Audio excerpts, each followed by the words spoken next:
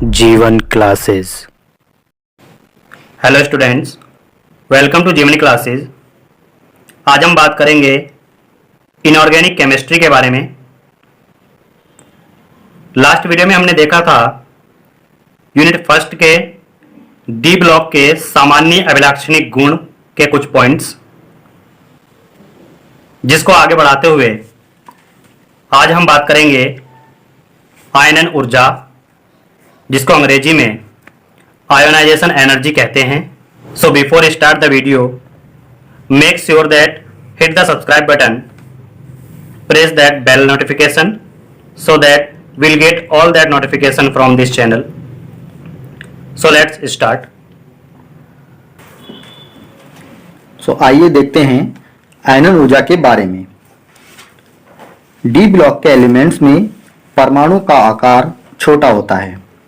आकार छोटा होने पर आयनन ऊर्जा का मान बढ़ता है और परमाणु का आकार बड़ा होने पर आयनन ऊर्जा का मान घटता है।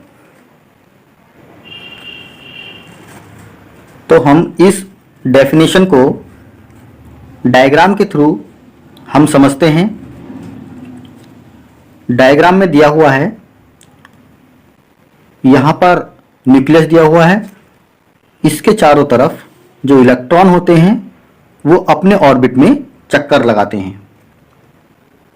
जैसे जैसे कक्षाएं बढ़ती जाती हैं, ऑर्बिट बढ़ते जाते हैं, वैसे वैसे परमाणु का आकार बढ़ता चला जाता है। अर्थात ऑर्बिट की संख्या अगर बढ़ जाती है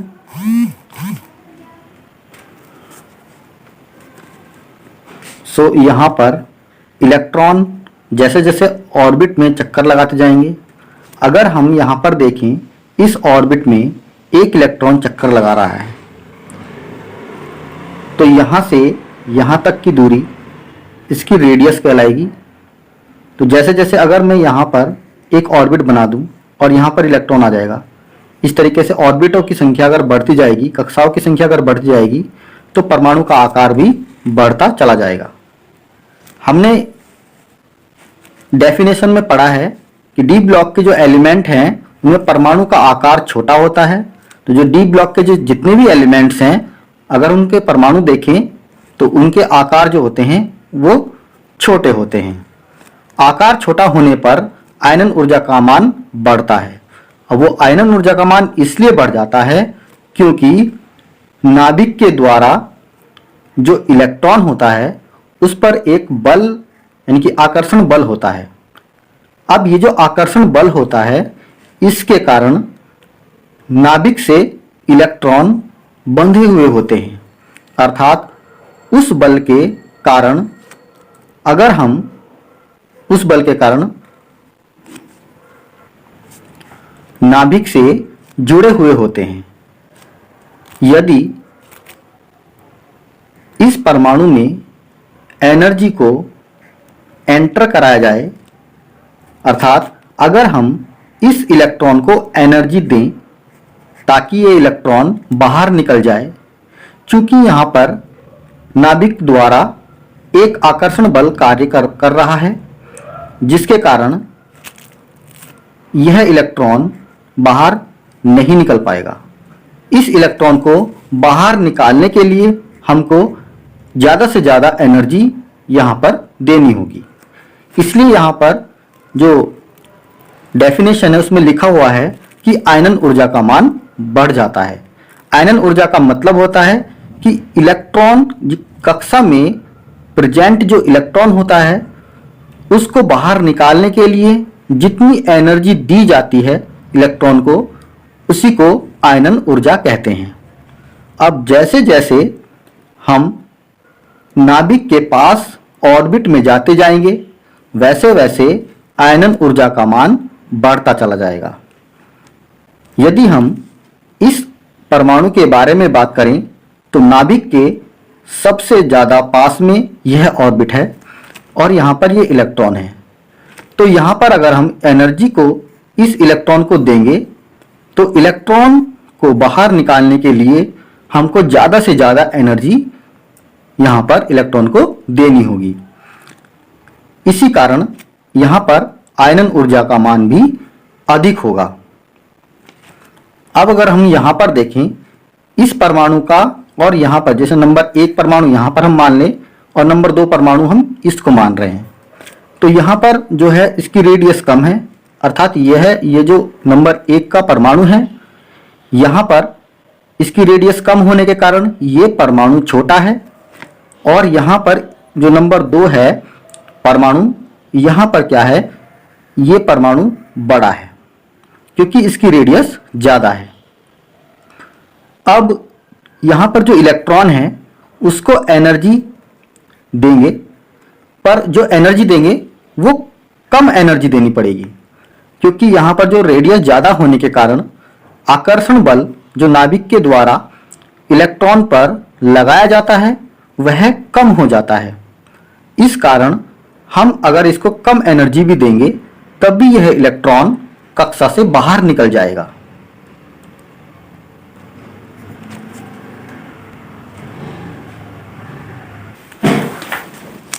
तो आइए हम इसका कारण भी देख लेते हैं। क्योंकि परमाणु का साइज छोटा होने के कारण इलेक्ट्रॉन को बाहर निकालने में अधिक एनर्जी की आवश्यकता होगी, इसलिए आयनन ऊर्जा का मान बढ़ जाता है। यहां पर हम एग्जाम्पल को देख लेते हैं। ये लेंथेनाइड है, लेंथेनम। अब लेंथेनम जो है इसकी जो आयनन ऊर्जा होती है, आयनाइजेशन एनर्जी होती है, वह 5.61 इलेक्ट्रॉन वोल्ट होती है। और 5.61 इलेक्ट्रॉन वोल्ट यह जो डी ब्लॉक एलिमेंट्स होते हैं यह इनमें सबसे कम होती है। एवं नेक्स्ट जो हमारे पास एलिमेंट्स है वो है मरकरी। अब मरकरी की जो आयनाइजेशन एनर्जी है वो है 10.34 इलेक्ट्रॉन वोल्ट, यह डी ब्लॉक में सबसे ज्यादा है। अब इनकी स्थिति देख लेते हैं कि पीरियोडिक टेबल में इनकी स्थिति कहां पर है, कौन सी सीरीज में है। तो हमारे पास ये पीरियोडिक टेबल है। अब यहां पर हम देख लेते हैं जो डी ब्लॉक यहां से यहां तक है। अब डी ब्लॉक में हमने बात किया था लेंथेनम की, तो लेंथेनम यहां पर है जिसका परमाणु क्रमांक 57 होता है, और इसी की सीरीज में जो मरकरी होती है इसी की सीरीज में, और जो ये सीरीज है ये तृतीय सीरीज जिसको थर्ड सीरीज बोलते हैं, ये तृतीय सीरीज है। और लेंथेनम का जो आयनाइजेशन एनर्जी होती है वह सबसे कम होती है, और जो मरकरी होती है, ये जो मरकरी है Hg जिसका परमाणु क्रमांक 80 होता है, इसका जो आयनाइजेशन एनर्जी होती है वो सबसे ज्यादा होती है। हम बात करेंगे फर्स्ट सीरीज की। फर्स्ट सीरीज में जो हमारे पास फर्स्ट एलिमेंट आता है स्कैंडियम, और इसी सीरीज में जो लास्ट एलिमेंट्स आता है जिंक। हम उनकी आयनाइजेशन एनर्जी को यहां पर देख सकते हैं। तो स्कैंडियम की आयनाइजेशन एनर्जी 6.561 इलेक्ट्रॉन वोल्ट होती है, जबकि जो जिंक होता है, जिंक की आयनाइजेशन एनर्जी 9.3947 इलेक्ट्रॉन वोल्ट होती है। नेक्स्ट जो प्रॉपर्टीज है वो है रंग, इसको इंग्लिश में कलर बोलते हैं। जो हमारे पास आयंस हैं, फर्स्ट सीरीज के जितने भी हमारे पास आयंस होते हैं उनके अलग अलग कलर होते हैं। अब हम देख लेते हैं कौन से आयंस का कौन सा कलर है। हमारे पास ये एक टेबल है, इस टेबल में सभी के कलर लिखे हुए हैं, कुछ कलर लेस होते हैं, कुछ कलरफुल होते हैं। तो आइए हम देख लेते हैं कि कौन सा आयन कलरफुल होगा और कौन सा आयन कलर लेस होगा। तो हमारे पास है स्कैंडियम और टाइटेनियम। स्कैंडियम और टाइटेनियम जिसका जो आयन होते हैं स्कैंडियम 3+ और Ti यानी टाइटेनियम 4+। अब मैं यहां पर सिंबल बोलूंगा, इनके नाम नहीं बोलूंगा, नाम आपको पता है। तो यहां पर हम देख लेते हैं 3D में इलेक्ट्रॉनों की संख्या, और जो लास्ट कॉलम है हमारे पास दे रखा है इसमें कौन सा रंग होगा। अगर एक बात मैं आपको बता दूं कि अगर हमारे पास जो आयंस हैं इलेक्ट्रॉनिक कॉन्फ़िगरेशन में 3D में अगर कोई इलेक्ट्रॉन प्रेजेंट है तो उसमें कलर होगा। अगर d ऑर्बिटल कंप्लीट फिल है तो उसमें कलर, उस आयन में कलर नहीं होगा। और यदि d ऑर्बिटल में कोई भी इलेक्ट्रॉन प्रेजेंट नहीं है तब भी कोई कलर नहीं होगा। तो हम यहां पर देख लेते हैं कि कौन सा आयन कलरलेस है और कौन सा आयन कलरफुल है। तो यहां पर जो है Sc+3 और यहां पर है Ti+4। तो 3D में जो इलेक्ट्रॉनों की संख्या है, 3D ऑर्बिटल में जो इलेक्ट्रॉनों की संख्या है यहां पर है 0, इसलिए ये क्या होगा, रंगहीन होगा, कलरलेस होगा। Ti टाइटेनियम, ये जो इसका होता है +3, यहां पर +4 है, यहां पर है +3। तो जो 3D ऑर्बिटल है वहां पर एक इलेक्ट्रॉन है और यह होगा हल्का बैंगनी यानी पर्पल। नेक्स्ट आयन की ओर चलते हैं, वेनेडियम +3। इसमें d ऑर्बिटल में 2 इलेक्ट्रॉन होंगे। इसका जो कलर होगा वो ग्रीन होगा यानी कि हरा होगा। नेक्स्ट आयन है क्रोमियम। क्रोमियम की जो ऑक्सीकरण अवस्था है वो है +3 ऑक्सीकरण स्टेट। इसमें d जो ऑर्बिटल है उसमें इलेक्ट्रॉनों की संख्या 3 है। इसका जो रंग होगा वो गहरा हरा होगा।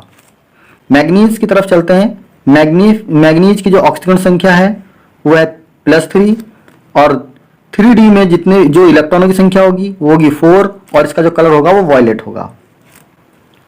फेरिक +2। अब यहां पर Fe+2 है तो 3D ऑर्बिटल में इलेक्ट्रॉनों की संख्या 6 है। इसका जो कलर होगा वो पेल ग्रीन हल्का हरा होगा। Cobalt +2 CO+2। अब इसमें जो 3D जो ऑर्बिटल है उसमें इलेक्ट्रॉनों की संख्या 7 है। अब इसका जो कलर है वो है गुलाबी पिंक। नेक्स्ट जो आयन है वो है निकिल। निकिल यानी कि Ni+2। इसमें 3D ऑर्बिटल में 8 इलेक्ट्रॉन होंगे और इसका जो कलर होगा वह है ग्रीन होगा। नेक्स्ट जो आयन है हमारे पास वो है कॉपर। और कॉपर में जो 3D इलेक्ट्रॉन है 3D ऑर्बिटल है। अब 3D ऑर्बिटल में जो इलेक्ट्रॉनों की संख्या है वो 10 है और यह कलरलेस होगा। मैंने आपको पहले ही बता दिया है कि अगर 3D ऑर्बिटल कंप्लीट फिल है, कंप्लीट भरा हुआ है, तो वह आयन ऑब्वियसली कलरलेस होगा ही। और हमारे पास जो जिंक है वो भी कंप्लीट भरा हुआ है, 3D ऑर्बिटल कंप्लीट भरा हुआ है, इसलिए ये भी क्या होगा, कलरलेस होगा, रंगीन होगा। ये जो हमारे पास प्रॉपर्टी है कलर वाली। अब यहां से शॉर्ट क्वेश्चंस पेपर में आते हैं, इसलिए हम इस कुछ क्वेश्चंस, तो आइए हम इन क्वेश्चंस के बारे में डिस्कस कर लेते हैं। तो पहला क्वेश्चन है हमारा, डी ब्लॉक के एलिमेंट्स रंगीन क्यों होते हैं? तो यहां पर इसका आंसर देख लेते हैं हम। 3D श्रेणी के अधिकांश आयन रंगीन होते हैं। इनका मुख्य कारण n-1d ऑर्बिटल का हाफ फिल्ड होना है, यानी कि अयुग्मित इलेक्ट्रॉन इसमें फिल होते हैं। नेक्स्ट क्वेश्चन है हमारे पास, टाइटेनियम +3 बैंगनी जबकि टाइटेनियम +4 रंगीन है क्यों?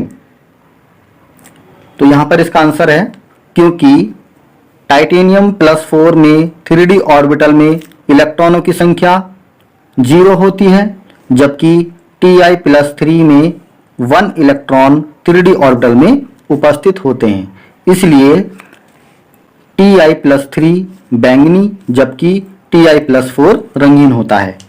नेक्स्ट क्वेश्चन की तरफ हम चलते हैं। कॉपर +2 एवं जिंक +2 आयन कलरलेस क्यों होते हैं? इनमें सारे पेयर्ड इलेक्ट्रॉन हैं, अर्थात इनमें कोई अयुग्मित इलेक्ट्रॉन नहीं है। जैसा कि आप जानते हैं, अगर अनपेयर्ड इलेक्ट्रॉन हैं यानी कि अयुग्मित इलेक्ट्रॉन डी ऑर्बिटल में प्रेजेंट हैं तो कलरफुल होगा आयन। अगर फुल फिल है तो कलरलेस होगा। यदि 0 इलेक्ट्रॉन प्रेजेंट हैं तब भी जो हमारे पास जो आयन होगा वो भी क्या होगा, कलरलेस होगा। तो यहाँ पर लिखा हुआ है जो अयुग्मित इलेक्ट्रॉन है वो है 0, अतः ये रंगहीन होंगे यानी कि कलरलेस होंगे क्योंकि इनमें डी ट्रांजिशन नहीं होता है। नेक्स्ट पॉइंट को हम देखते हैं संकुल निर्माण, कॉम्प्लेक्स फॉर्मेशन। संक्रमण तत्व ट्रांजिशन एलिमेंट्स में संकुल बनाने की एक विशेष प्रवृत्ति पाई जाती है। ये संकुल आयन, संकुल यौगिक या उपसहसंयोजक यौगिक, जिसको इंग्लिश में कोऑर्डिनेशन कंपाउंड कहते हैं, वह बनाते हैं। अब यहाँ पर इनके एग्जाम्पल देख लेते हैं। कोबाल्ट अमोनिया के साथ हेक्साएमीन कोबाल्ट संकुल आयन बनाता है। अब यह जो संकुल बनाता है, अब इसका कारण देख लेते हैं, यह क्यों बनाता है। नंबर 1, इन एलिमेंट्स के n-1d ऑर्बिटल में रिक्त सब ऑर्बिटल होते हैं। नंबर 2, ये एलिमेंट्स परिवर्ती ऑक्सीकरण अवस्थाएं दर्शाते हैं। नंबर 3, संक्रमण धातु आयनों का आकार छोटा होता है जिसके कारण ये अन्य को अपनी तरफ आकर्षित कर लेते हैं। फॉर एग्जाम्पल FeCN6 और यहाँ पर है 4-। नेक्स्ट हमारे पास जो संकुल है, कॉम्प्लेक्स कंपाउंड है, वो है FeCN6 3-, एटसेट्रा। आइए चलते हैं नेक्स्ट प्रॉपर्टीज की तरफ।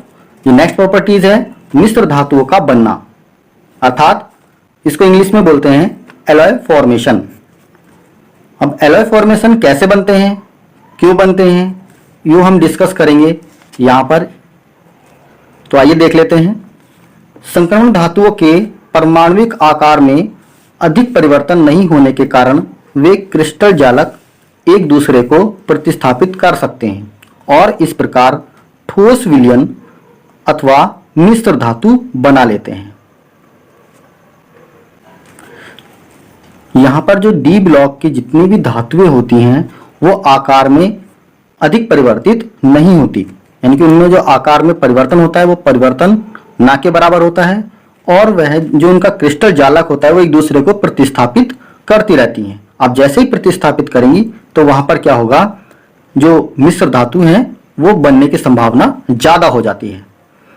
ये मिश्र धातु कठोर, मजबूत, उच्च गलनांक वाली होती हैं। फॉर एग्जाम्पल लोहे में chromium, vanadium, manganese, molybdenum, tungsten आदि धातुओं को मिलाने पर मिश्र धातु स्टील व स्टेनलेस स्टील बनते हैं।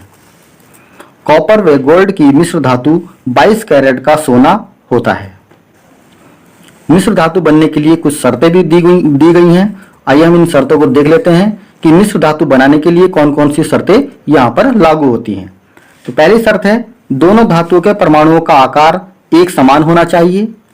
नंबर 2, दोनों धातुओं के रासायनिक गुण एक जैसे होने चाहिए। नंबर 3, दोनों धातुओं के समान क्रिस्टल संरचना होनी चाहिए। अगर किसी एक धातु की जो संरचना है वो BCC है तो दूसरी जो धातु है हमारे पास जो उसमें मिक्स होने वाली है उसकी भी संरचना BCC होनी चाहिए। अगर किसी अन्य धातु की संरचना CCP या FCC है तो जो नेक्स्ट जो हमारे पास धातु है जो उसमें हम मिक्स करना चाहते हैं, मिश्र धातु बनाना चाहते हैं, तो उस धातु की आकृति भी यानी कि उसकी जो क्रिस्टल संरचना है वो भी FCC या CCP होनी चाहिए। तो यहाँ पर डी ब्लॉक के अभिलाक्षणिक गुण का जो टॉपिक है वो कंप्लीट हो जाता है। नेक्स्ट वीडियो में हम नेक्स्ट टॉपिक डिस्कस करेंगे जो है बाइनरी कंपाउंड। अब आने वाली वीडियो में हम बाइनरी कंपाउंड्स के बारे में तथा इसकी कैरेक्टरिस्टिक प्रॉपर्टीज के बारे में डिस्कस करेंगे। तो मिलते हैं नेक्स्ट वीडियो में। तो बने रहिएगा हमारे साथ आपके अपने चैनल जीवन क्लासेस में। Thanks for watching.